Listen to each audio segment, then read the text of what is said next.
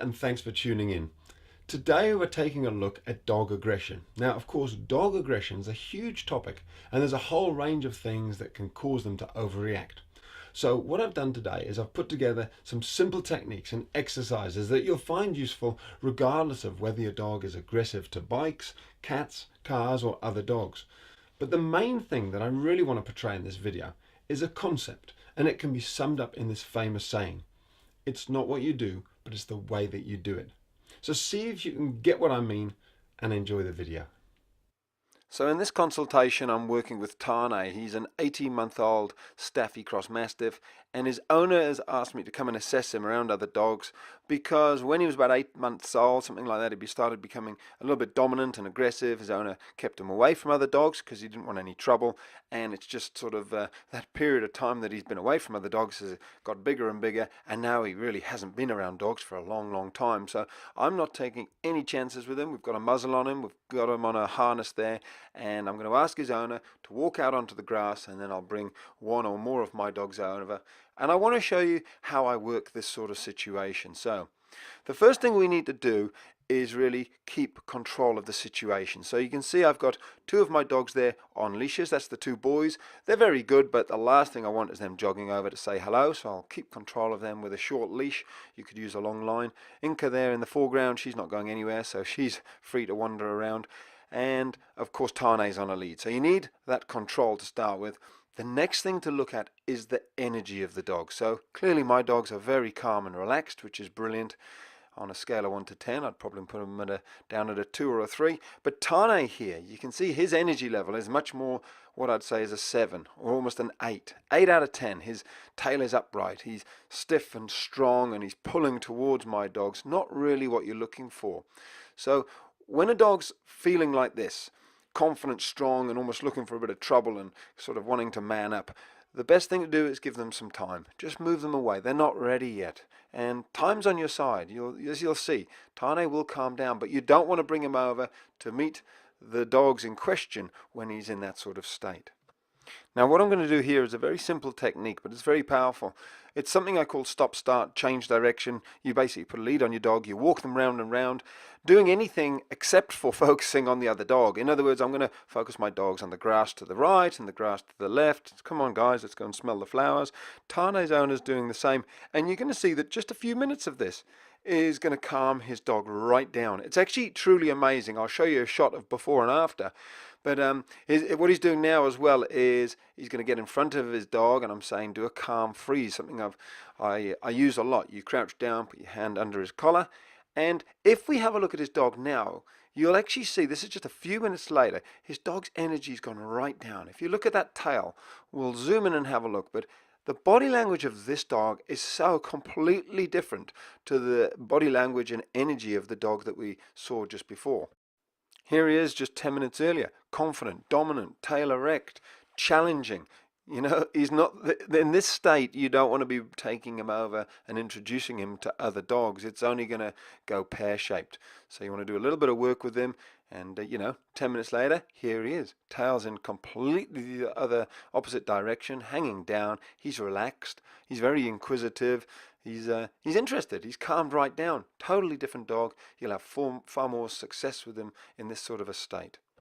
So now that Tane is calmed down somewhat, I'm going to apply a technique that I call the parallel walk, and it's quite fascinating. I'll just let all of this roll and talk you through it. The parallel walk is exactly as it sounds. It's where you walk parallel to the other dogs, and as you can see, we've started off quite far apart from each other, walking parallel, but we're going to move closer and closer together. Now, the idea behind this is it's the exact opposite of a sort of a predatory attack from the front.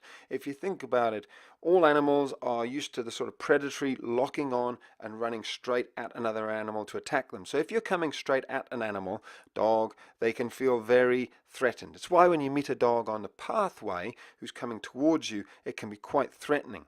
However, dogs, when they walk parallel like this, it's far more like they're part of a pack. If you think of a pack of wolves, they all walk in the same direction. And here we've moved much, much closer together. And Tane's, he's throwing his head around. He's actually wanting to get towards my dog Jack, so we just move away apart a little bit there.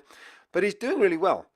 And these techniques are really what Tane's owner and I put in place for maybe 10-20 minutes until Tane calmed right down, and then we were able to put him on a line, and he was able to meet my dogs. Now, the purpose of this video is really just to give you a couple of ideas of how you can do that, how to calm a dog down. But I do want to show you a couple of clips of this video where Tane has a line on him. So here's just a couple of snippets of that stage, and you can see him actually playing with my dogs. So the first stage really is putting a longer line on Tane so we can sort of let him go free, but we still got that sort of control. This is actually a horse lunge line. He's such a big boy. And then the next stage is actually letting my dog go. So I've decided Jack is calm enough. He's just going to run off. I can just tell he's not going to go over to this dog. He's going to wander off and play, which is great. So here I use the long line to keep control of Tane and just gauge what he's like around all the dogs. And it just gives you the ability to keep control of the situation if it starts to go pear-shaped. And interestingly enough, it's little Inca, who's generally a very fearful little female dog, who goes over and says, I understand you. Look at those little tails waggling. So they're communicating really beautifully there. She runs off though, she's not too sure. And this is when I know we've done it, that Jack comes over. He's the dominant dog here. Tane's just letting him sniff first. So Jack's in charge. Look at Jack's tails right up. Tane's just a little bit more submissive. And I'll let you hear the noise because Tane's going to check Jack out here. He's sort of gaining confidence, and it could go pear-shaped here, but I get the feeling it won't. I think he's sort of playing there. I think he's saying, do you want to play? A little bit. Now he's saying, do you want to play? And what you witnessed there was two confident male dogs deciding who's in charge, do you want to play?